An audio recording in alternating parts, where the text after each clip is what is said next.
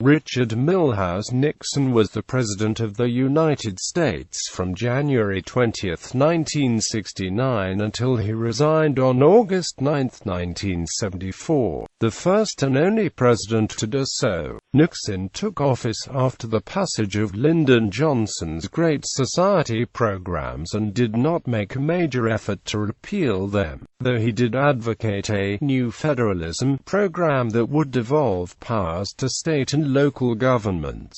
Nixon instead concentrated on foreign affairs, and his Nixon Doctrine called for indirect assistance to American allies in the Cold War, with the Vietnamization of the Vietnam War being the most notable example of his doctrine. Nixon pursued a détente with the People's Republic of China, taking advantage of the Sino-Soviet split and significantly altering the nature of the Cold War. The Nixon presidency also saw the creation of the EPA, integration of Southern public schools, and the Apollo program successfully land Americans on the moon during Nixon's presidency. Nixon's accomplishments were largely overshadowed by the scandals of the administration, and both Nixon and Vice President Spiro Agnew stepped down from office during Nixon's second term. In 1974, Nixon was succeeded by Gerald Ford, whom Nixon had chosen to succeed Agnew in 1973. Inauguration. Nixon was inaugurated as president on January 20, 1969, sworn in by his one-time political rival, Chief Justice Earl Warren. Pat Nixon held the family Bibles open at Isaiah chapter 2 verse 4, which reads, "They shall beat the swords into plowshares, and the spears into pruning hooks." Quote. In his inaugural address, which received almost uniformly positive reviews, Nixon remarked that the greatest honor history can bestow is the title of peacemaker. Foreign policy. Europe. Nixon's first overseas travel as president was an 8-day European visit starting in Brussels on February 23, 1969. He met with Britain's Prime Minister Harold Wilson in London and France's President Charles de Gaulle in Paris. He also stopped in Bonn, Berlin and Rome. Nixon visited Europe again for 9 days 1970 starting on September 27. He and Mrs. Nixon visited Italy, Yugoslavia, England, Ireland, and Spain. Nixon met with Pope Paul VI in Vatican City on both trips and discussed a wide range of world affairs. Asia, China. Even those who hated Nixon's presidency occasionally praise his work in China. The extent to which his visit had any profound consequences of note, however, remain very much open to debate. Nixon laid the groundwork for his overture to China even before he became president, writing in Foreign Affairs a year before his election, "There is no place on this small planet for a billion of its potentially most able people to live in angry isolation." Assisting him in this venture was his national security advisor and future Secretary of State, Henry Kissinger, with whom the president worked closely, bypassing cabinet officials. With relations between the Soviet Union and China at a nadir, border clashes between the two took place during Nixon's first year into office. Nixon sent private word to the Chinese through Pakistan, a country friendly to both China and United States, that he desired closer relations with the Chinese. A breakthrough came in early 1971, when Chairman Mao invited a team of American table tennis players to visit China and play against top Chinese players. Nixon followed up by sending Kissinger to China for clandestine meetings with Chinese officials. On July 15, 1971, it was simultaneously announced by Beijing and by Nixon that the president would visit China the following February. The announcements astounded the world. The secrecy allowed both sets of leaders time to prepare the political climate in their countries for the contact. In February 1972, Nixon and his wife traveled to China. Kissinger briefed Nixon for over 40 hours in preparation. Upon touching down, the President and First Lady emerged from Air Force One and greeted Chinese Premier Zhou Enlai. Nixon made a point of shaking Zhou's hand, something which then Secretary of State John Foster Dulles had refused to do in 1954 when the two met in Geneva. Over 100 television journalists accompanied the President. On Nixon's orders, television was strongly favored over printed publications, as Nixon felt that the medium would capture the visit much better than print. It also gave him the opportunity to snub the print journalists he despised. Nixon and Kissinger met for an hour with Mao and Zhou at Mao's official private residence, where they discussed a range of issues. Mao later told his doctor that he had been impressed by Nixon, whom he considered forthright, unlike the leftists and the Soviets. He also said he was suspicious of Kissinger, though the National Security Advisor referred to the meeting as his encounter with history. A formal banquet welcoming the presidential party was given that evening in the Great Hall of the People. The following day, Nixon met with Zhou. During this meeting he stated that he believed there is one China, and Taiwan is a part of China. Quote, "When not in meetings, Nixon toured architectural wonders including the Forbidden City, Ming Tombs, and the Great Wall." Americans received the first glimpse into Chinese life through the cameras which accompanied Pat Nixon, who toured the city of Beijing and visited communes, schools, factories, and hospitals. The visit ushered in a new era of Sino-American relations. Fearing the possibility of a Sino-American alliance, the Soviet Union yielded to pressure for detente with the United States. Vietnam. When Nixon took office, about 300 American soldiers were dying each week in Vietnam, and the war was broadly unpopular in the United States, with widespread, sometimes violent protests against the war taking place on a regular basis. The Johnson administration had agreed to suspend bombing in exchange for negotiations without preconditions, but this agreement never fully took force. According to Walter Isaacson, soon after taking office, Nixon had concluded that the Vietnam War could not be won and he was determined to end the war quickly. Conversely, Black argues that Nixon sincerely believed he could intimidate North Vietnam through the madman theory. Nixon sought some arrangement which would permit American forces to withdraw, while leaving South Vietnam secure against attack. In mid-1969, Nixon began efforts to negotiate peace with the North Vietnamese, sending a personal letter to North Vietnamese leaders,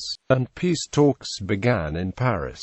Initial talks, however, did not result in an agreement. In July 1969, Nixon visited South Vietnam, where he met with his U.S. military commanders and President Nguyen Van Thieu. Amid protests at home demanding an immediate pullout, he implemented a strategy of replacing American troops with Vietnamese troops, known as Vietnamization. He soon instituted phased U.S. troop withdrawals but authorized incursions into Laos, in part to interrupt the Ho Chi Minh Trail, used to supply North Vietnamese forces that passed through Laos and Cambodia. Nixon announced the ground invasion of Cambodia to the American public on April 30, 1970. His responses to protesters included an impromptu, early morning meeting with them at the Lincoln Memorial on May 9, 1970. Documents uncovered from the Soviet archives after 1991 reveal that the North Vietnamese attempt to overrun Cambodia in 1970 was launched at the explicit request of the Khmer Rouge and negotiated by Pol Pot's then second-in-command, Nguyen Chi. Nixon's campaign promise to curb the war, contrasted with the escalated bombing, led to claims that Nixon had a credibility gap on the issue. In 1971, excerpts from the Pentagon Papers, which had been leaked by Daniel Ellsberg, were published by the New York Times and the Washington Post. When news of the leak first appeared, Nixon was inclined to do nothing. The papers, A History of United States' Involvement in Vietnam, mostly concerned the lies of prior administrations and contained few real revelations. He was persuaded by Kissinger that the papers were more harmful than they appeared, and the president tried to prevent publication. The Supreme Court eventually ruled for the newspapers. As U.S. troop withdrawals continued, conscription was reduced and in 1973 ended. The armed forces became all volunteer. After years of fighting, the Paris Peace Accords were signed at the beginning of 1973. The agreement implemented a ceasefire and allowed for the withdrawal of remaining American troops. However, it did not require the 160,000 North Vietnam Army regulars located in the South to withdraw. Once American combat support ended, there was a brief truce before fighting broke out again, this time without American combat involvement. North Vietnam conquered South Vietnam in 1975. Communist governments also took power in Laos and Cambodia. Nixon approved a secret bombing campaign of North Vietnamese and Allied Khmer Rouge positions in Cambodia in March 1969. These operations resulted in heavy bombing of Cambodia. By one measurement, more bombs were dropped over Cambodia under Johnson and Nixon than the Allies dropped during World War II. The bombing killed between 40,000 and 150,000 civilians and combatants. The bombing of Cambodia continued into the 1970s in support of the Cambodian government as part of Operation Freedom Deal. The relationship between the massive carpet bombing of Cambodia by the United States and the growth of the Khmer Rouge, in terms of recruitment and popular support, has been a matter of interest to historians. Some historians have cited the U.S. intervention and bombing campaign as a significant factor leading to increased support of the Khmer Rouge among the Cambodian peasantry. However, Pol Pot biographer David Chandler argues that the bombing had the effect the Americans wanted. It broke the communist encirclement of Phnom Penh. Peter Rodman and Michael Lind claimed that the U.S. intervention saved Cambodia from collapse in 1970 and 1973. Craig Etchison agreed that it was untenable to assert that U.S. intervention caused the Khmer Rouge victory while acknowledging that it may have played a small role in boosting recruitment for the insurgents. William Shawcross, however, wrote that the U.S. bombing and ground incursion plunged Cambodia into the chaos Sihanouk had worked for years to avoid. Historians Ben Kiernan and Taylor Owen argued, from October 4, 1965 to August 15, 1973, the United States dropped far more ordnance on Cambodia than was previously believed. 2,756,941 tons worth dropped in 230,516 sorties on 113,716 sites. Just over 10% of this bombing was indiscriminate, with 3,580 of the sites listed as having unknown targets and another 8,238 sites having no target listed at all. The total payload dropped during these years to be nearly 5 times greater than the generally accepted figure. To put the revised total of 2,756,941 tons into perspective, the Allies dropped just over 2 million tons of bombs during all of World War II, including the bombs that struck Hiroshima and Nagasaki, 15,000 and 20,000 tons, respectively. Cambodia may well be the most heavily bombed country in history. bombing forced the Vietnamese communists deeper and deeper into Cambodia, bringing them into greater contact with Khmer Rouge insurgents. Drove ordinary Cambodians into the arms of the Khmer Rouge, a group that seemed initially to have slim prospects of revolutionary success. Rodman, however, disagreed with this view. When Congress, in the summer of 1973, legislated an end to U.S. military action in, over, or off the shores of Indochina, the only U.S. military activity then going on was air support of a friendly Cambodian government, an army desperately defending the country against a North Vietnamese and Khmer Rouge onslaught. What destabilized Cambodia was North Vietnam's occupation of chunks of Cambodian territory from 1965 onwards for use as military bases from which to launch attacks on U.S. and South Vietnamese forces in South Vietnam. Cambodia's ruler Prince Sihanouk complained bitterly to us about these North Vietnamese bases in his country and invited us to attack them. Next came a North Vietnamese attempt to overrun the entire country in March to April 1970, to which U.S. and South Vietnamese forces responded by limited ground incursion at the end of April.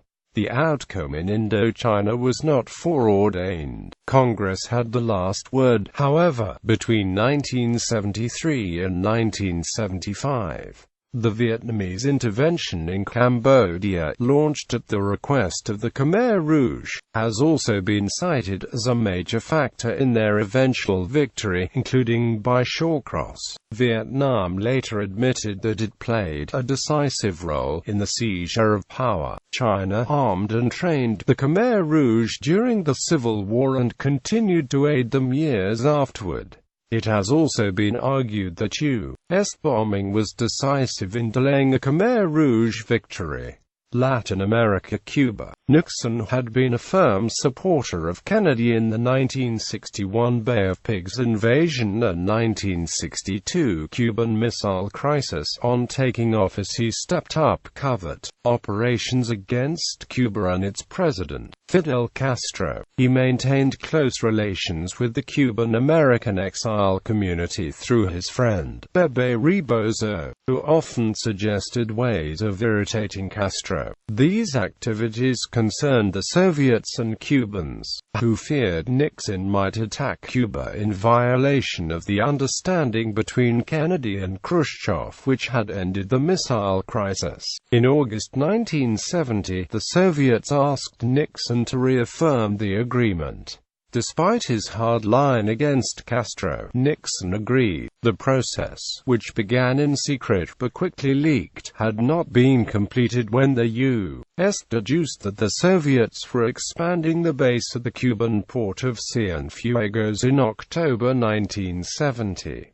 A minor confrontation ensued, which was concluded with an understanding that the Soviets would not use Cienfuegos for submarines bearing ballistic missiles. The final round of diplomatic notes, reaffirming the 1962 accord, were exchanged in November. Chile. The election of Marxist candidate Salvador Allende as president of Chile in September 1970 led Nixon to order that Allende not be allowed to take office. Nixon pursued a vigorous campaign of covert resistance to Allende, first designed to convince the Chilean Congress to confirm Jorge Alessandri as the winner of the election. When this failed, false flag operatives approached senior Chilean military officers in some 24 contacts, with the message that the U.S. desired a coup. The CIA also provided $50,000 cash, 3 submachine guns, and a satchel of tear gas, for a plan to kidnap Chilean General René Schneider, although Schneider was assassinated by Roberto Vio before this could be attempted. Once Allende took office,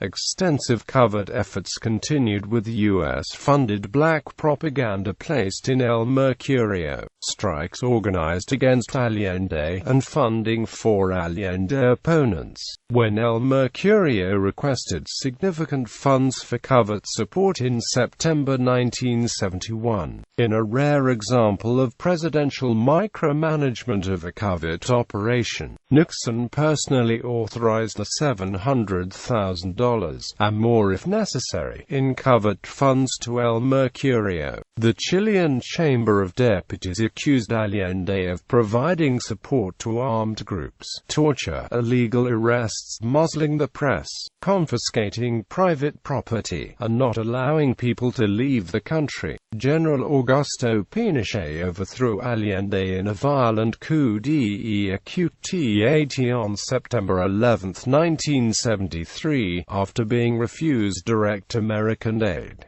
Soviet Union. Nixon used the improving international environment to address the topic of nuclear peace. Following the announcement of his visit to China, the Nixon administration concluded negotiations for him to visit the Soviet Union. The President and First Lady arrived in Moscow on May 22, 1972, and met with Leonid Brezhnev, the General Secretary of the Communist Party, Alexei Kosygin, the Chairman of the Council of Ministers, and Nikolai Podgorny, the head of state, among other leading Soviet officials. Nixon engaged in intense negotiations with Brezhnev. Out of the summit came agreements for increased trade and two landmark arms control treaties. So.I, the first comprehensive limitation pact signed by the two superpowers, and the anti-ballistic missile treaty, which banned the development of systems designed to intercept incoming missiles. Nixon and Brezhnev proclaimed a new era of peaceful coexistence. A banquet was held that evening at the Kremlin, seeking to foster better relations with the United States. Both China and the Soviet Union cut back on the diplomatic support for North Vietnam and advised Hanoi to come to terms militarily. Nixon later described his strategy. "I had long believed that an indispensable element of any successful peace initiative in Vietnam was to enlist, if possible, the help of the Soviets and the Chinese. Though rapprochement with China and détente with the Soviet Union were ends in themselves, I also considered them possible means to hasten the end of the war. At worst, Hanoi was bound to feel less confident if Washington was dealing with Moscow and Beijing. At best, if the two major communist powers decided that they had bigger fish to fry, Hanoi would be pressured into negotiating a settlement we could accept." Having made considerable progress over the previous 2 years in U.S.-Soviet relations, Nixon embarked on a second trip to the Soviet Union in 1974. He arrived in Moscow on June 27 to a welcome ceremony, cheering crowds, and a state dinner at the Grand Kremlin Palace that evening. Nixon and Brezhnev met in Yalta, where they discussed a proposed mutual defense pact, détente, and MIRVs. While he considered proposing a comprehensive test ban treaty, Nixon felt he would not have time as president to complete it. There were no significant breakthroughs in these negotiations.